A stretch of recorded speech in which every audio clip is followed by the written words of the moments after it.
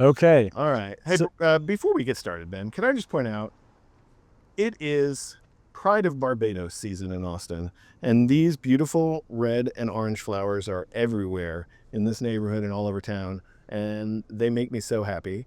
I never knew that that's what these were called. Pride of Barbados. The Pride of Barbados. Wow. Yeah, that's right. Awesome. Well, that is a great intro into our episode for today because, in a way, we could say our guest, Brad Beesley, is the pride of Oklahoma You were going there. and of documentary filmmakers here in Austin. He is one of my oldest and best friends, and arguably the reason that I live in Austin, Texas, and I consider him a mentor. And I'm so excited that we get the chance to talk to Bradley on the podcast today. Yeah. Bradley Beesley is an OG Austin doc guy. He's very prolific, especially in the early part of this 21st century. Ooh, that's like very highfalutin. The first part of the 21st century. Little Ken Burns. I just watched Ken Burns, Ben Franklin. Well, this is the antithesis. This is more like a Les Blanc inspired walk. There's lots of fanny packs. There's talk of joints, the flaming lips, stealing from the post office. This episode has it all. So we hope you guys will stick around and enjoy. We're going to put lots of links to Bradley's work in the show notes if you want to watch the trailers to his films before we talk to him,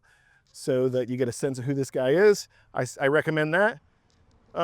Or you can just, raw dog the episode like normal and get in there with myself. Gross. Ben Steinbauer. This is a gross intro. And but our guest. Brad Beesley. But it's apropos. You guys are going to love it. Stay tuned. It's not the grossest part of this episode, for sure. On your left. You're listening to Doc Walks with Ben and Keith. All right, that's Ben Steinbauer. Hello. I'm Keith Maitland, and this is the intrepid Bradley Beesley. Hey there, guys. How you doing, Brad? I'm doing well. I think this concept that you guys have constructed where you walk around is so much more interesting than just plopping down in a studio or how to record a podcast, because it's just more dynamic, and most of my good ideas come when I'm walking around. Granted, it's when I'm by myself. I was going to say, any ideas that you come up with on this walk have to be split three ways. Well, thank you for that. And I also know that you are a consummate walker. I see you out walking. I mean, you must do like an hour plus a day, right? I do. During the pandemic, I became what I call a steps dork. I always made fun of those people that had the watches and they were looking at their step count. And now I'm just one of those dorks. So how many steps do you do a day, dork? I try to get my standard 10,000 steps in. Wow. But I really do come up with a lot of ideas as I'm walking, listening to rando podcasts. Like this one. Like this. Let's take a right here, and then we'll take a left, and we'll walk by Thunderbird Coffee, where I first met Keith in 2008 when he had the Eyes of Me you're working on. Before we get into the story, which I do want to hear, I'm jingling on this. I have to point out the matching fanny packs Well, that we were rocking here. Here's Keith's orange color-coordinated fanny pack with his shoes. And then here's Bradley's fanny pack, color-coordinated with the knee taping. knee bandage. This is really just a podcast about old men and their choices. What is the most interesting thing in your fanny pack? Well, is this a wholesome podcast? Oh no, I want to hear about I want to hear about the roach or the chicken wing. Yeah, whatever you've got going on. So I always keep a little joint in my fanny pack just to have it, just in case. It is a beautiful September morning. Here in French Place, here on the east side of Austin.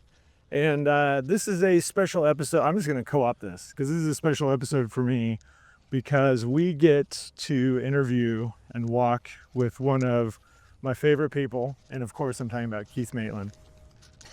It's good to be a I favorite. mean, Bradley Beesley. Well, I'm excited to go by our old haunt. Bradley is the reason that I live in Austin and arguably is responsible for a lot of my decision to become a documentary filmmaker. And I moved here and started working with Bradley and learned so much from him and consider him one of my mentors and one of my best friends. So I'm really excited to have B-Rad on the podcast. Likewise, buddy. Yeah, we met we started living together in 2002. And we only showered together to conserve water. But go ahead. It was right on the heels of me working with you on a Flaming Lips music video in Oklahoma City. And you mentioned you might want to move to Austin. I'm like, I got a place. Yep. I was living in Lawrence, Kansas. I was supposed to move to New York with a girlfriend. We broke up. She moved to New York. I didn't want to go to LA. We had met. You were the most successful filmmaker that I knew. And you had invited me to come and start working on some Flaming Lips music videos where I was shooting behind the scenes, the docs for you. And you had just gotten the Warner Brothers deal to start making the Flaming Lips documentary. And you invited me down to start working on that with you and said that you were moving to Austin and needed a roommate. And I was like, done. I've won at the game of life. I'm going to go make a Flaming Lips documentary. Yeah, it was a strangely prolific time for me in that I was making Fearless Freaks, Summer Camp, and The Creek Runs Red concurrently. And I think your hands at that time touched all those projects because you were an assistant editor at the time. Yeah. So all these projects landed on your lap where essentially you were cutting sizzles and presentation reels, even though we didn't know that's what they were called. But yeah, you were cutting all this stuff for me at the time. So Yeah. it was perfect. And concurrently as that was going on, we were watching tons and tons of VHS tapes via Charlie or Dan Brown. Charlie Sotelo, the host of Show with No Name on Austin Public Access. Yeah. And we would work all day, is my recollection. And our day was about noon to maybe 8 or 9 p.m. That's fair. And then go to Club DeVille every night from 10 to 2 in the morning. And then we would bring whoever back from the bar had not seen Winnebago Man or Larry Williams or The Gassy Preacher or any number of other VHS gems, and we would force them to watch these while we recited all of the lines. Yeah. And little did we know that it was going to be among your most successful projects ever. Winnebago Man, the feature doc. Bradley, when did you get to Austin? I got to Austin in 2002. And why? I'd been coming down to South by since, the mid 90s, and then applying to South by, making shorts and stuff and not getting in. And finally, after about 3 or 4 years of that, I had Hill Stomp Holler, a doc about Fat Possum Records and R.L. Burnside that premiered in 99 at South by. And then after that, I was constantly thinking about it. And it was such an easy transition from Norman, 6 hours away. I had met Lee Daniel because he was DPing these Flaming Lips music videos. And Lee Daniel was Richard Linklater's longtime DP, who's had Slacker, Basic Confused, and Yeah, so I met Lee and we started working together, and then moved to Austin, got my 2-bedroom place. I was there for about 6 months, and then Steinbauer moved in. When you were growing up in Oklahoma, was there a film scene? Was there a community? Were there mentors or people to look up to? Or where did you find kind of that early Oklahoma inspiration? So when I was in 8th grade, the place that we liked to go to was the movie theater. And not necessarily, I wasn't a junior high cinephile. It was just, I like girls and popcorn and all the other things. I like girls and popcorn. And How did you become a filmmaker? Well, I like girls and popcorn. But in 9th grade, the movie theater fucking shut down in Moore, Oklahoma. There was no movie theater. And so it really wasn't until my brother got into college and started taking journalism classes and became a shooter that I had any interest in filmmaking whatsoever.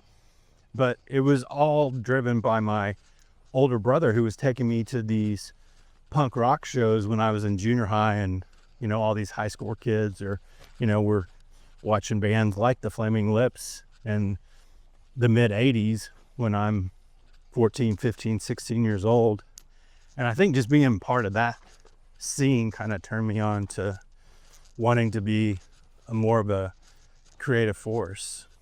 Most people don't have like a specific moment, but is there like a moment or a time, between that kind of 14, 15-year-old showgoer and your first short films applying to South by that you knew where you turned a corner? Yes. Watching the Les Blank Lightning Hopkins documentary, I was like, wow, that's what I want to do. And I was already listening. This was about 97. I was already listening to R.L. Burnside's record with John Spencer, Blues Explosions. So good. What was that? Pocket of Whiskey. Full of whiskey. Yeah. And so it just happened that R.L. Burnside was coming to Oklahoma City at just a small club. And of course, I was kind of a go-getter type and just walked up to Burnside and was like, I want to make a documentary about you. I want to come to your house. And he just agreed to everything immediately.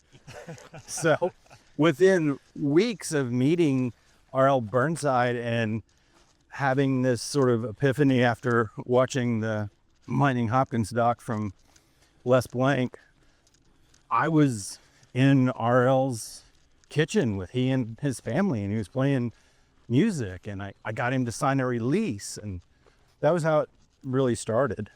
I love that you were pro enough to go for the release right away. It's a lesson I still have to be reminded of, unfortunately. What I didn't realize, though, Keith, is that I had a personal release from RL, but the record company, Of course. I didn't get any kind of publishing rights whatsoever. So when I finished the film and we were like 2 weeks from playing South by, Matthew, the head of Fat Possum, throws a fit because he doesn't like the film. He wants it to be more commercial and feature more artists and whatnot. And I was like, well, that's a different movie, and that's not the movie I'm making. And so he's like, well, we're not going to give you the publishing rights. I was like, well, I've got his release. What else do I need? That's how naive and stupid I was in the late 90s about publishing. I mean, that's not easy information to learn. Yeah. So you still really can't show that film, right? Like you have to be there. Right. Oh, is that right? Person and like, We premiered the film at South by. It did well. People loved it. But even after that, we weren't going to be releasing it because we didn't have the publishing rights. And I didn't want to recut the film. I was already thinking about making OKIE Noodling, and Matthew Johnson said, I'll give you 10 grand for the raw footage. And I was like, done. Oh. Like I didn't even. Did he ever do anything with it? Yeah. They recut it and made a film called You See Me Laughing, and Mandy Stein, Seymour Stein's daughter, was the director. And it had like Bono in it and stuff, but they used all my footage and they just put celeb interviews in there. And it's not horrible. Do you remember what it was about that Les Blank Lightning Hopkins film? Was it access? Was it being so close to the music, to the subject? Was it the filmmaking, or It was a sense of intimacy that I'd not experienced in any kind of film I'd ever seen. It was like, how does this white guy go into this African-American community and befriend all these people, seemingly like he's known them for 30 years? right. And yeah, that really turned me on. I liked that. So a little bit of trivia here. Bradley and I, when we first lived together, lived in this neighborhood just down the block here, which we are going to walk by, and the street coming up here was the site of the Biffy Clyro music video. This Scottish band that Bradley had made some music videos for came over in the summer, as I remember it, just dripping in sweat as we were shooting the music video. Which the concept was really cool. It was that they were stock car racers, and you built these stock cars, and we had them race up and down this street right here. Yeah, you guys did a couple of videos for Biffy Clyro, as I remember. And this hill, so you can see how steep it is, was perfect for this racing scene. And I remember we went up and down this thing, I don't know how many, what felt probably like 100 times in the heat of the summer with some very pale Scottish rock stars. Is this a link that we're going to put in the show notes? Yes, we will link to that music video and to the making of, which I shot. It was really because of the behind the scenes footage of the Flaming Lips music videos over the years that I started doing those music videos in art school in '92. And by about 2002, after 10 years of shooting behind the scenes music videos, I was like, I've got a couple hundred hours of footage of this band. Maybe I could make something for the band. So I made a short doc that screened at South by in 2000.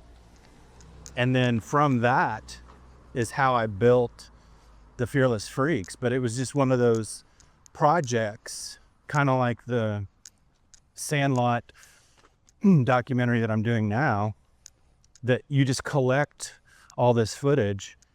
And I like that part of being a documentary filmmaker, where you have this archive that you can go back and tap, whether it's to, repurpose something to make a podcast during a pandemic when there's no projects to be had.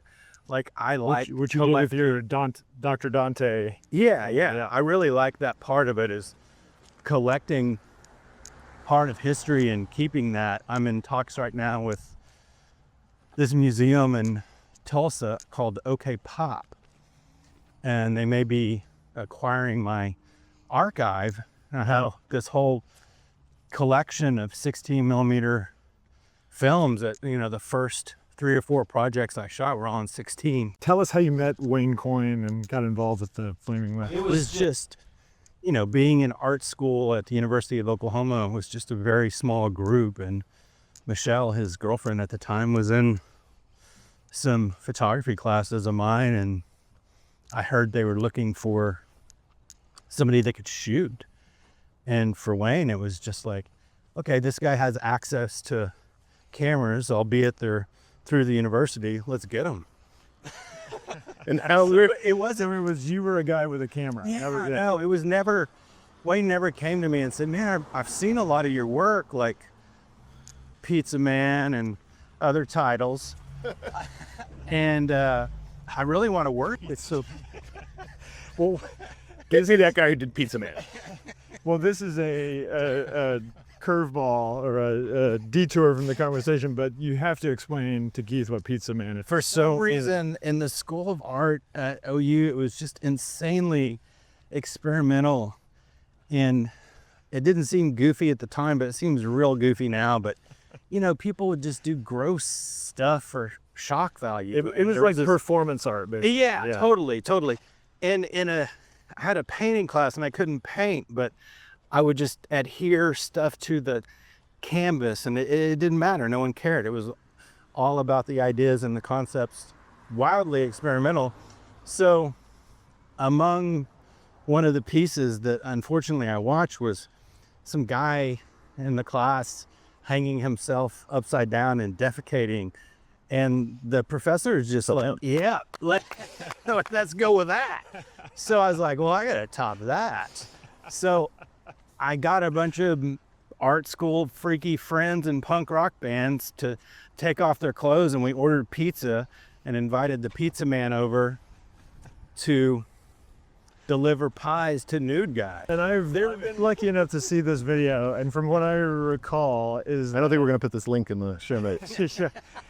is that this poor pizza guy shows up, and he's just another like college kid, and he comes into the the foyer right through the front door. The camera pans over, and there's a sheet hanging between the rooms, and the sheet comes down, and there's just this sort of collection of dudes standing at dong poses, completely naked, and then it whips back over, and then you just see this poor guy's reaction, which is not to like run screaming or anything like super dramatic. He more is just kind of like, I think he takes a drag of a cigarette or something. He's like, I gotta get out of here. Yeah, he's like, I mean, the worst part of it all 50 or whatever. There was no real concept. It was just for shock value. Oh, it was like Jackass before Jackass, but I love that it was done for a college creator. They got an A+. Okay, so we've been veering wildly all over here. Let's get to how you get to OKIE Noodling, because that, in my mind, was your first like big hit that put you on the map as a... Well, and I want to say, in the warm-up, Ben said you were the most famous filmmaker he knew. I would say you were the most successful filmmaker anybody knew in this town when I got to Austin, post-college, post-New York, got back here in 2005, 2006. And at that moment in time, you couldn't go anywhere without hearing the name Bradley Beesley and seeing title after title kind of roll down the pipe for the next 4 or 5 years. At least that's what it felt like. I mean, concurrently, Margaret Brown and Heather Courtney, there was a lot of filmmakers in town that were doing exactly the same thing. Yep. So that's one of the reasons why I moved to Austin, because there certainly weren't filmmakers doing that in Norman, Oklahoma. Right. But before we get into OKIE Noodling, just to finish up the Pizza Man, how did I meet Wayne Coyne thread? Right, yes, right. It is just to say it was a relationship built out of geographical convenience and not someone thinking, Let's go over. Man, I got to work with this Brad Beesley guy. He's an art student. And no, it was just I had a camera. So that part of it was just dumb luck, and he was really driven and had a vision, and really was for years a mentor to me until he wasn't. I remember, just to jump in really quick, Our mentorship works that way. yeah. I remember being around Wayne and also being struck by that. Like, he is uniquely this force of nature where I don't remember ever really seeing him eat. Right. Or ever really sit down. Like, No, exactly. He is always in motion. He's always creating something. He's the type of guy that would get to the show early, set up the stage. Totally. You like be in charge of the gear even. I mean, it was really wild to... Yeah, he has a that. very broad bandwidth for all kinds of things within the course of a day.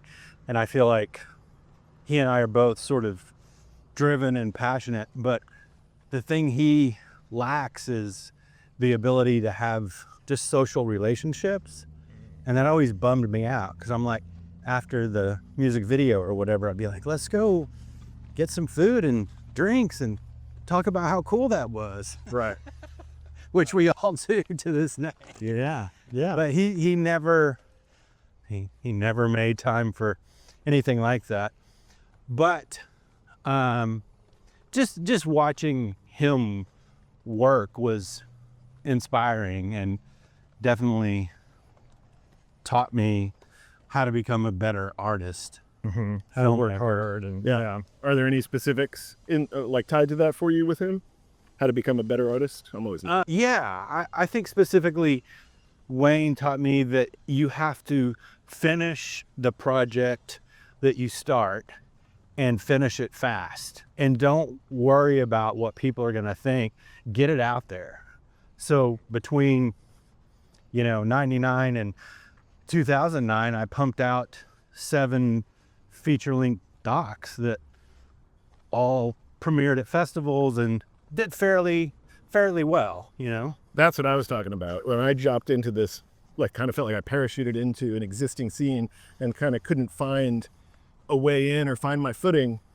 The one thing that I just kept kind of hearing over and over again is Bradley's got a new movie. Bradley's got a new movie. And it was the thing I could always go to a screening, I could always go to a premiere at South by, or I remember going to see Summer camp Summer Camp with Sarah Price. at the old Ritz on 6th Street. We presented that there.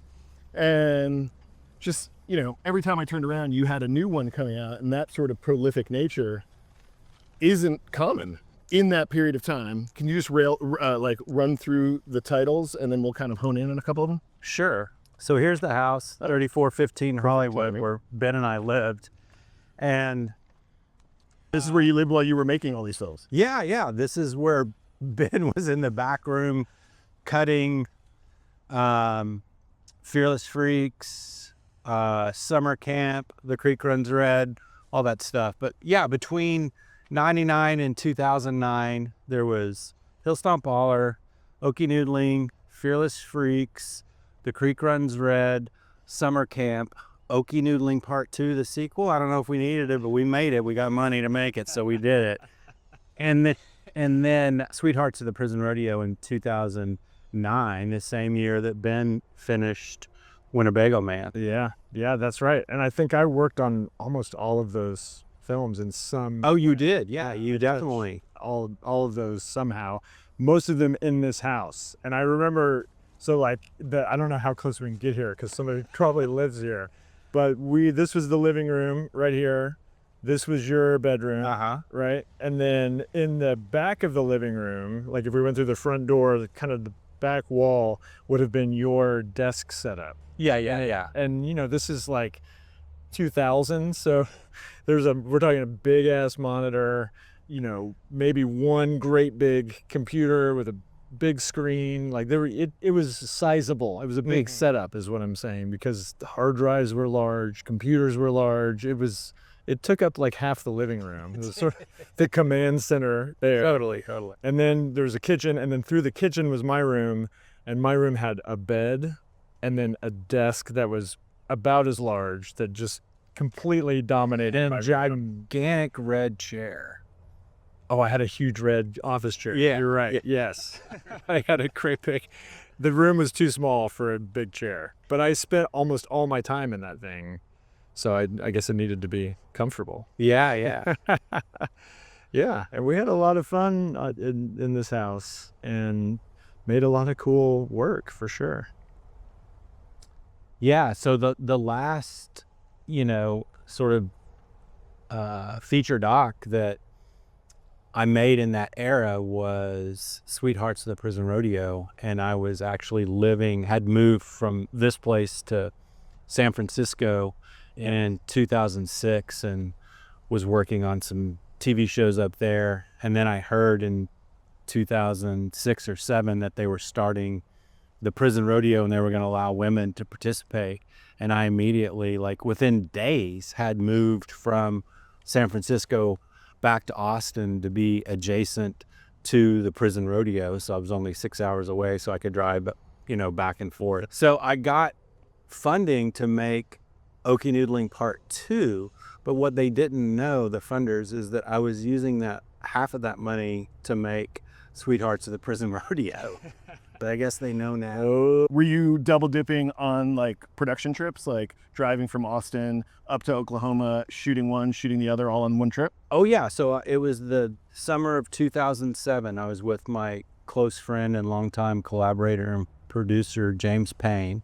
The tallest man in Oklahoma City, Big Al Nove, was the DP, and then Royce was our sound guy, and there was 4 of us, and we would go film the OKIE Noodlers Part 2 for about 3 or 4 days, and then we would go to the lady prison in Oklahoma, and we did that all summer, and it was by far the best summer of my life because it was just so freeing.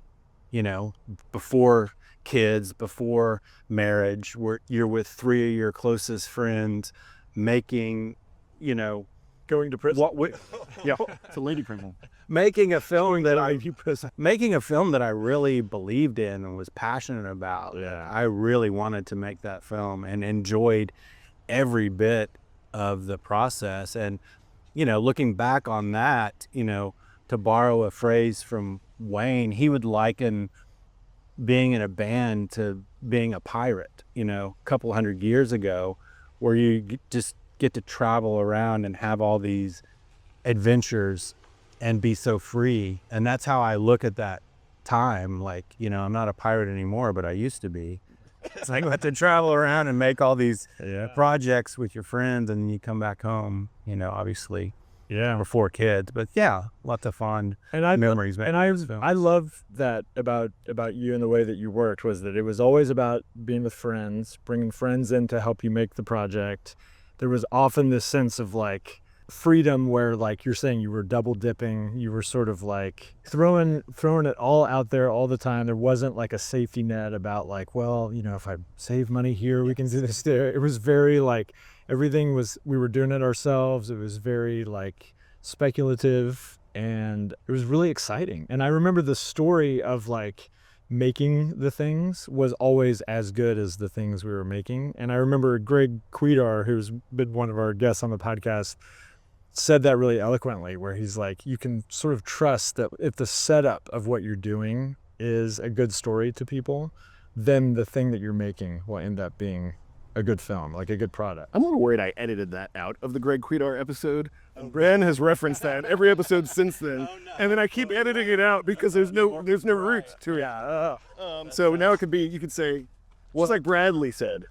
I mean, that's one thing that I remember from that time very distinctly, that I feel like I learned from you, which was this sense of like, you have to be this force of nature, and you have to sort of like put all your chips in and go all in on these projects, but also have a great time while you're doing them, and make art with your friends, and have this like really fun experience that everybody benefits from, and that ultimately makes its way on screen, and that's what the audience enjoys about watching the movie. Yeah, I've always loved the process, and there's been no distinction between my social life and my life as a filmmaker. They've just always merged. And it's still kind of that way. Not as much, of course, with kids and whatnot, but It gets harder to do that for sure. Yeah. As we get older and you start thinking about mortgages and 401ks. And after I finished Sweethearts of the Prison Rodeo, at the time it was knocking it out of the park, because we premiered at South by that same week. It got snatched up by HBO, thanks to Julie Goldman. And we made like $250,000, and I was just like, fuck yeah. And then I did the math for all the years that I worked on it and paid everybody on the crew, and everybody got their cuts. And I made $19,000 over the course of 3 years of making that film. And that's when I made the transition from being a featured docmaker to like, maybe I'll give this branded content a shot. And started working with brands like Costa and Yeti and the outdoor brands, because they'd seen, you know, the ad guys had seen OKIE Noodling. Right. So they were attracted to that part of it. Well, let's take it back to OKIE Noodling then. Yeah. OKIE Noodling is one of the most fun, entertaining, interesting, cultural peeks into a thing you would never know existed. Can you share with our audience, who maybe isn't as familiar with OKIE Noodling, what it is and where it came from? Yeah, so as a kid growing up in Oklahoma, went fishing a lot with my dad. It was the thing that we did on the weekends to pass the time, but it was always with rods and reels. I'd heard of noodling, but I didn't really know what it was.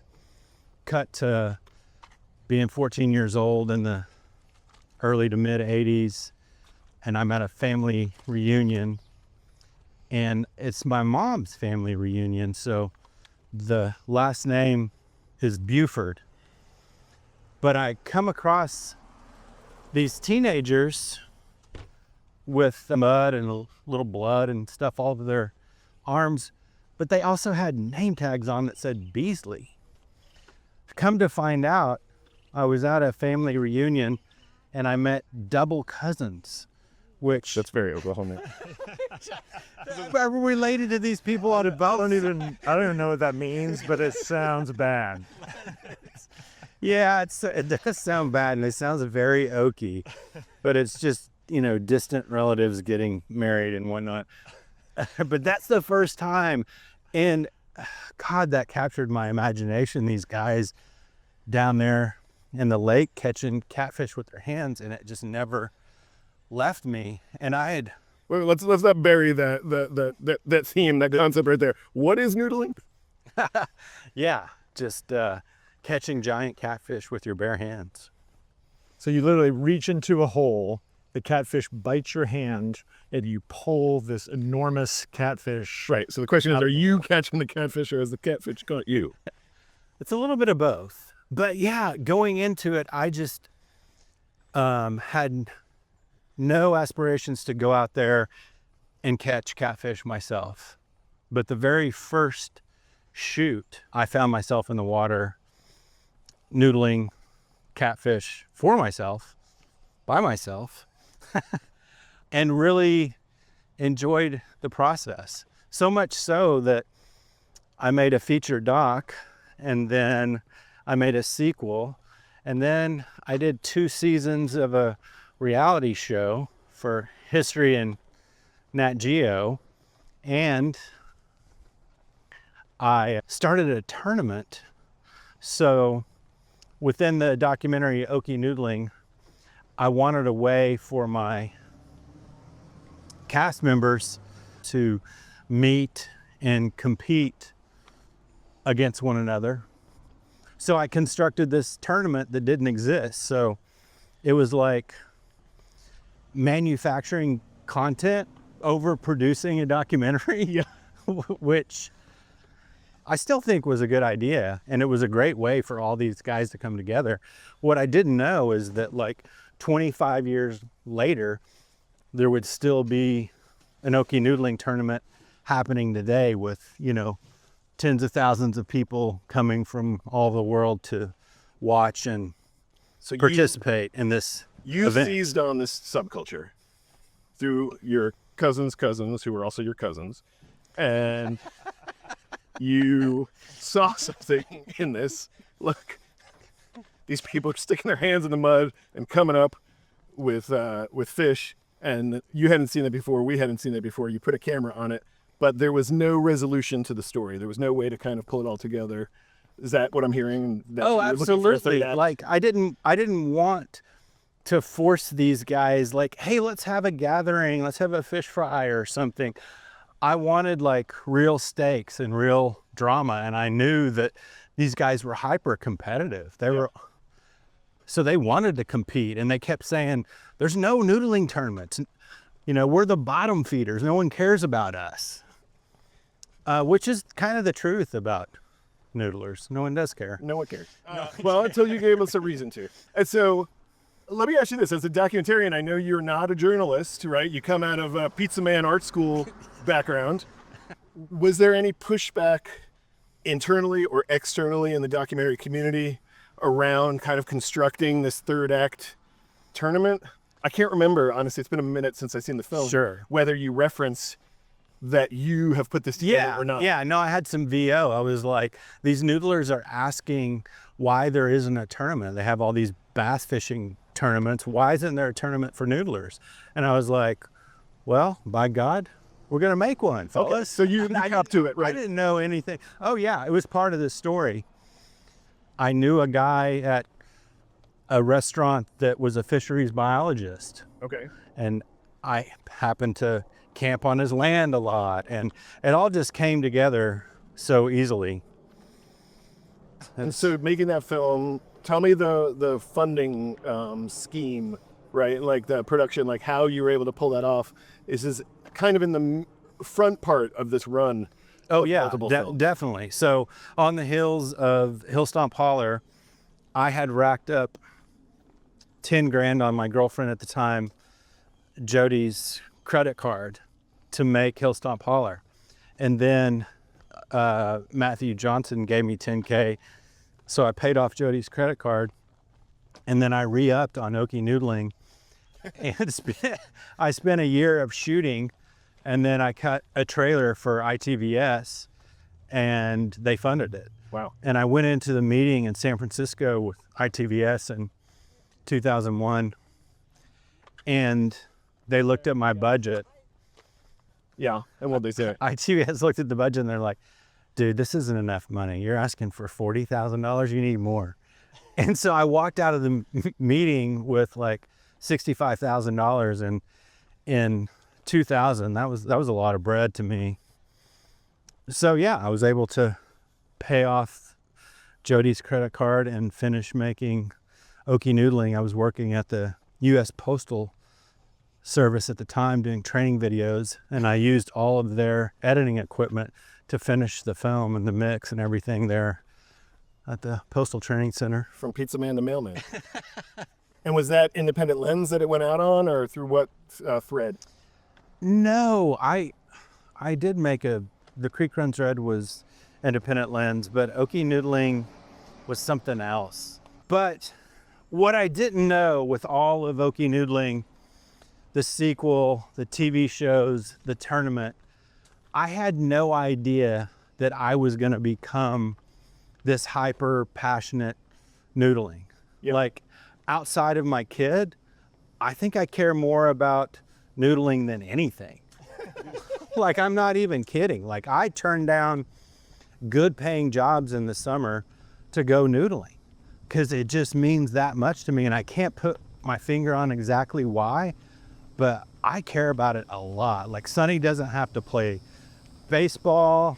He doesn't have to be that great in school, but he's got to be a noodler. Like, that's a deal breaker if he's not into catching fish with his hands, and I'm not even kidding. And we'll put some pictures in the show notes of Bradley catching, what, like 30, 40, 50-pound catfish? All that, yeah. Yeah, that are on your Instagram feed from even just this summer. I mean, you were an avid noodler, and it's, again, that's a very interesting outcome. Didn't see it coming. No, for having made this documentary. Because you made the doc, in what year did that come out? 2001. 2001. So here you are 25 years later, arguably more interested in noodling now Totally. ever. Yeah, that's fair. I'm almost scared to ask, but you mentioned this spot earlier on our walk. We're standing outside of what is now called Teddy's, but this used to be Thunderbird Coffee. And you reminded me that we met here in 2008.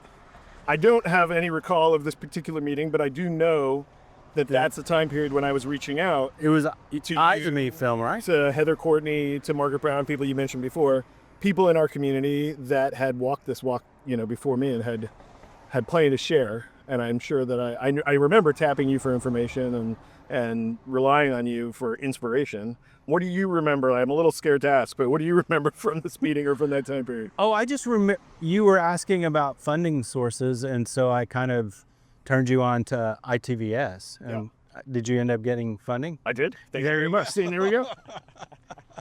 You heard it here. I'm glad that worked out. It worked out great. And you sent me like an early cut of the tease or something. I gave you some feedback on it, and I think that film still holds up. Well, I appreciate you saying that. I haven't seen that film in quite a while, and I will tell you it's because I am very upset about the sheer number of crossfades that I utilized.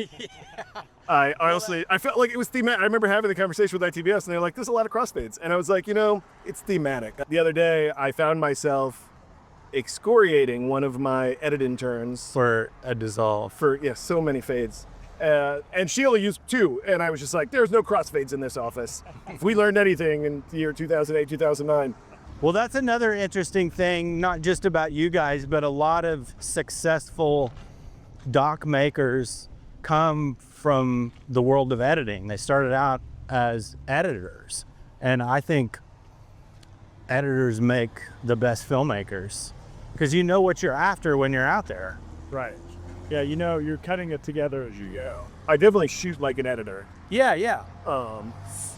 And I agree. Yeah, I totally agree. I started out blindly and naively assuming that all documentary filmmakers produced, directed, shot, and edited. And so that's how I started, producing, directing, shooting, and editing with no experience in any of those things, really.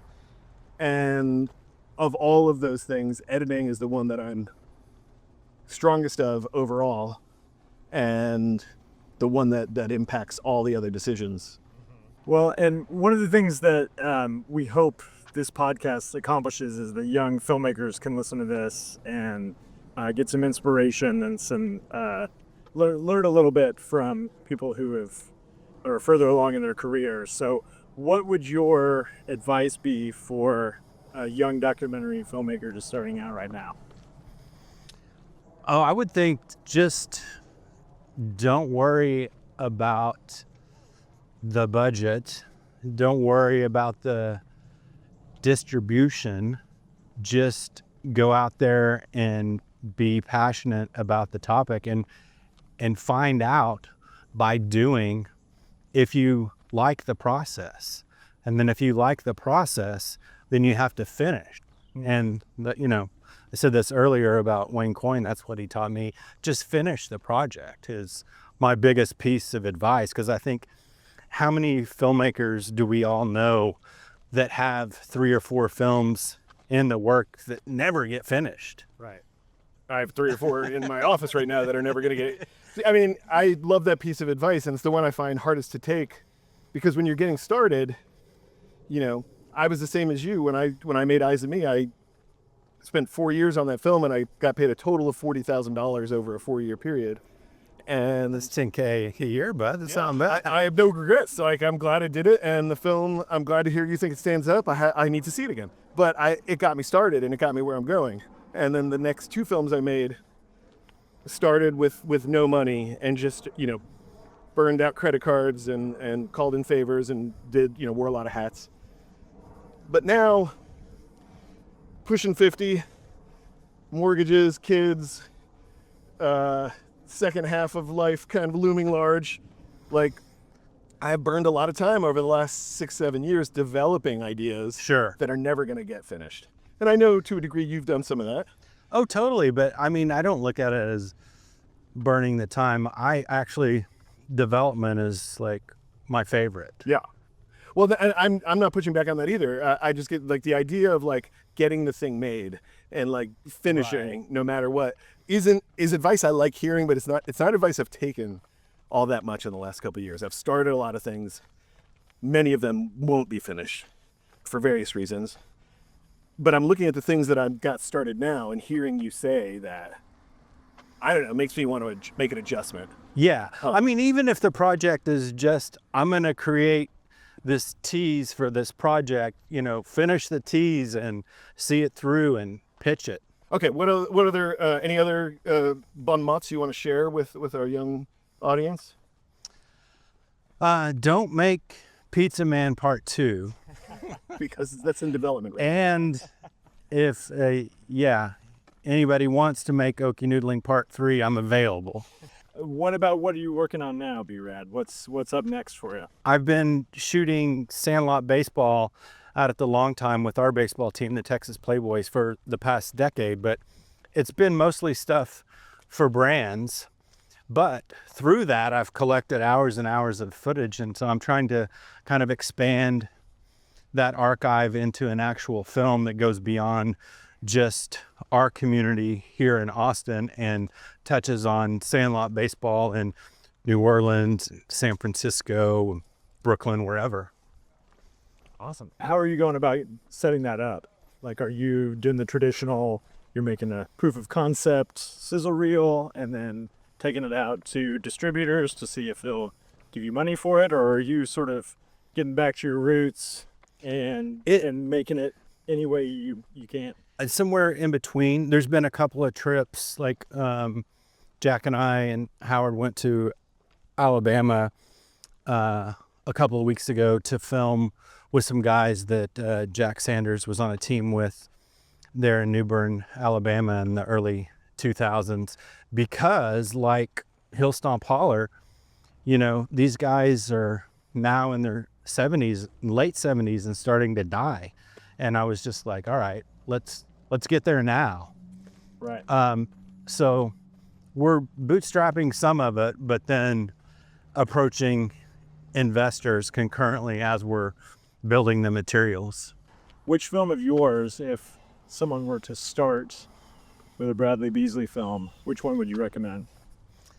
I mean, I would say that my favorite film that I've made is Sweethearts of the Prison Rodeo, just because of the impact it had on that community and the outreach we were able to do with HBO and getting to go into prison, it's kind of Johnny Cash style, and show the film among inmates. That was probably the most gratifying, but I don't know if it's the Brad Beesley archive film you want to start with, because it gets kind of heavy. Maybe just start with OKIE Noodling, the OG. Okay. With my very Okie accent doing the VO, which is why I find it really difficult to watch that film. Well, it's still in there, B-Rad. Just The sort of Okie accent. Old twang. But sincerely, thank you for doing this, and you know, you're very important for me in terms of my career and also just in terms of my life. And I'm glad that we got to share some of the Bradley Beesley ethos here with our audience. Likewise. Thank you guys. Yeah.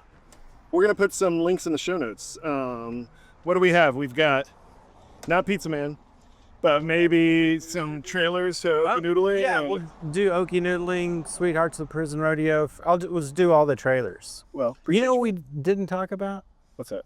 The Part Grubs film that Ben and I made together. It doesn't come more Okie than that. That's but the that's okay. The prank calls. Yeah, we were just talking about that in my office the other day. I love that. I still have the cassette tape that you guys passed around, and I now have a cassette player, so I'm gonna have to give that. Yeah. a spin. Well, Show it off. Yeah. Okay. Well, that's all the more reason to have you back on. So, yeah, All right. that's good. Let's go. Ding ding ding ding. Great. That was fun. That was Bradley Beesley. That was Bradley Beesley. I feel like that perfectly captured what I admire and love about Bradley, which is his sense of humor, his sort of adventurous spirit, and just his love of making documentaries. So I'm really thrilled that we got to do that today. It was super fun, and the timing of that episode, we started on MLK, we walked French Place, we found ourselves right in front of your and Bradley's shared home on Hollywood. Yep. The first house that I lived in Austin, that I guess we both did in Austin. A lot of memories, a lot of fuzzy memories, a lot of documentaries were made there. A lot of docu-memories. Ooh, Docu-memories with Bradley Beesley. Wow, that can be his spin-off podcast. We're not giving that to him. Oh, we're keeping that one? We're keeping that one. Okay, In-house. Bradley, you heard it here. Yeah. Well, anyway, we hope you guys appreciated and enjoyed that walk. Bradley is deeply impactful in both of our professional lives, and we got to hear a lot about that. There's more that wasn't shared, and we'll probably bring Bradley back on a future episode. I think he's going to be a returning guest for sure. So hope you guys enjoyed that as much as we enjoyed recording it. And stick around for next week. Yeah, who's coming on Doc Walks next week, Ben? Well, we have Maureen Gosling, which is Les Blank's long-term collaborator. She was his assistant camera person, producer. She was an editor. She basically helped make a lot of the Les Blank films that Bradley referenced and that he and I were inspired by.